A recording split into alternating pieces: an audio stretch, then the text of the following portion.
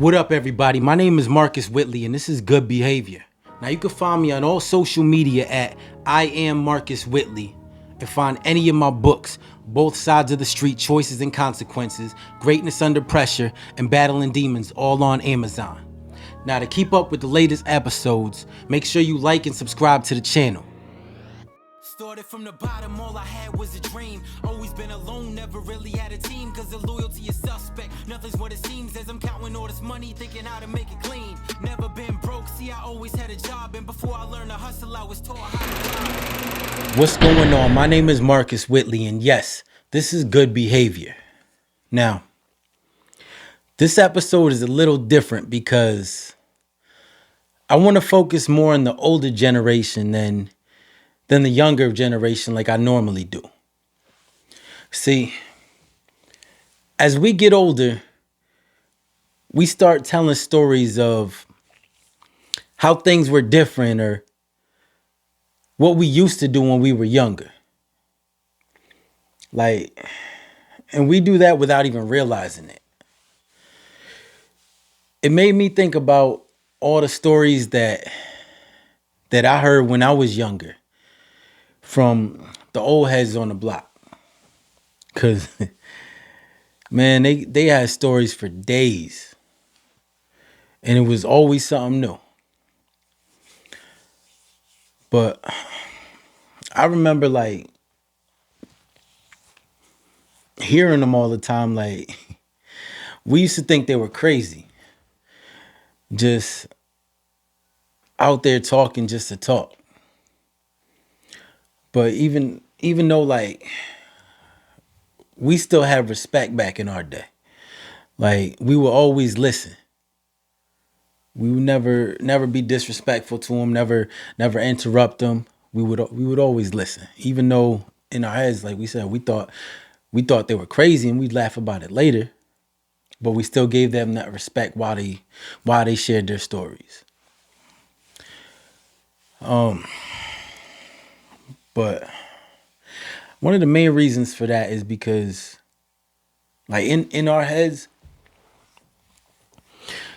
we believe that these were our streets and nobody knew them like us. We thought we knew it all. We knew everything and nobody could relate to us or be able to tell us different because we felt like we were the only ones that ever been in the street. And it's funny because we were broke, but we were living like we were bosses. I mean, I guess that's what you would call an oxymoron, right? It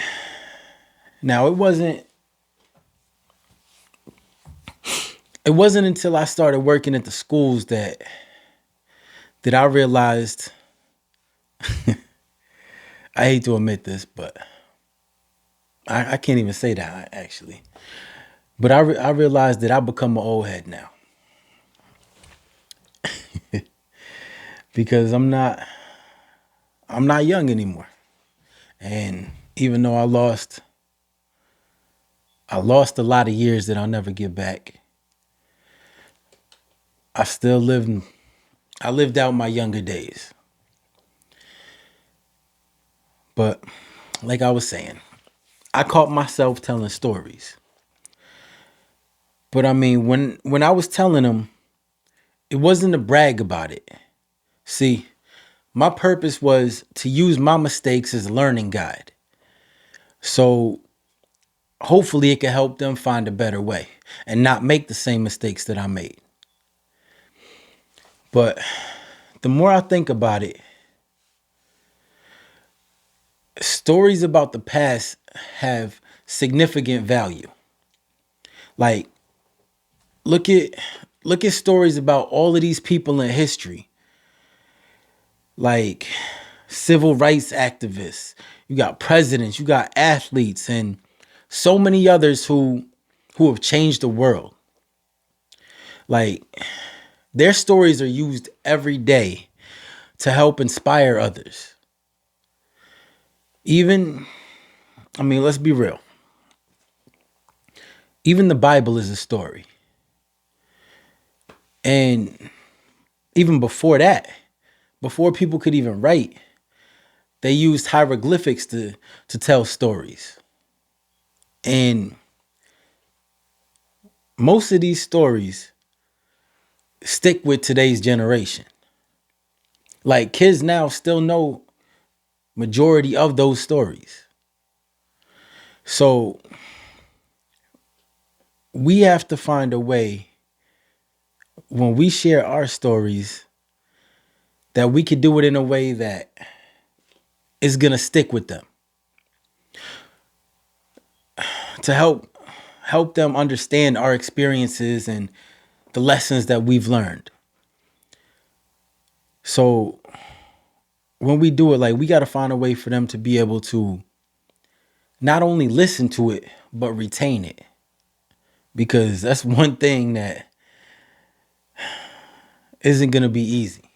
Like, it goes for most of these kids in one ear and right out the other. So we got to find a way to be able to make them understand and retain this information that we're giving them. Like, we need to understand that the impact that our stories have on the people that we share them with. So what it all comes down to is how we share these stories, like how we tell them, and the intentions behind why we're sharing these stories. Because that alone is important. Like, you can't just be telling stories just to be telling stories like that some kids shouldn't even be hearing. Like,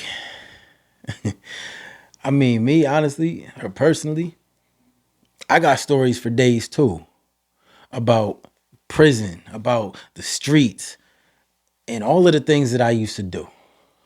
But I can never share those stories with the people that I work with or anybody that I want to help, because how is that going to benefit them?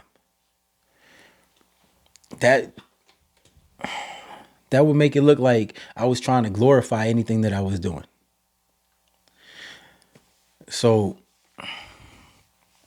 we really got to think about what we want to share with them. Now, this is what I'm saying about for kids, because when we're with people our age and our friends and stuff like that, yeah, we can share stories and tell them anything we want. But like I said, when you got today's generation that you're trying to help, we got to watch how we do things, because we need to be that positive influence in their life. We got to be those role models that they wouldn't have otherwise. So it's really important that we stay on top of that, and we got to do better.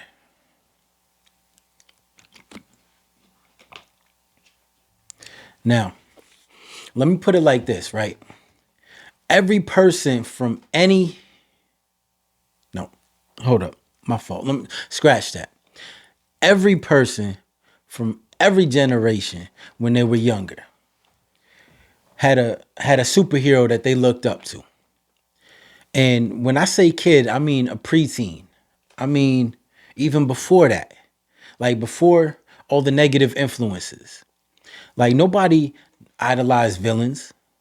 Nobody wanted to be a bad guy. Everybody had that superhero that they wanted to be. Or they had a hero that they wish would come save them from whatever they were going through. That right there shows you the influence of positive stories. Everybody, you know what? I bet everything right now that everybody that's watching this can name their childhood hero, whether it was a cartoon or somebody that you looked up to. And that's a fact.